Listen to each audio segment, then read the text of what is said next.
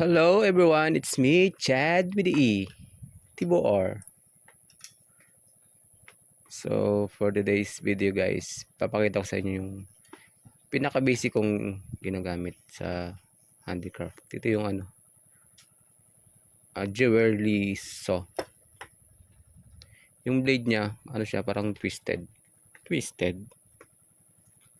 May iba-ibang number to, hanggang 1 to 7 ata yun. Ito yung number 4. Kasi hindi siya masyadong makapal, hindi naman siya masyadong manipis.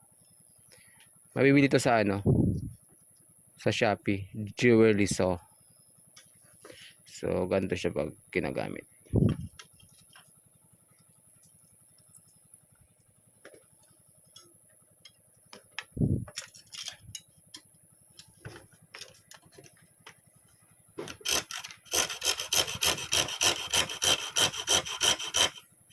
Yung talas niya, pag ginaganyan, nararamdaman mo. Dapat pa down yung talas niya.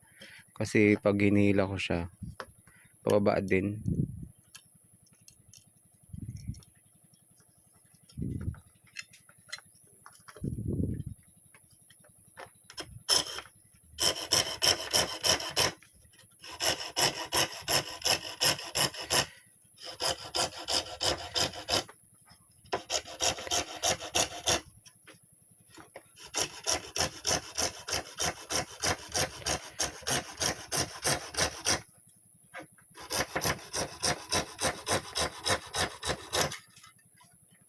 So yun.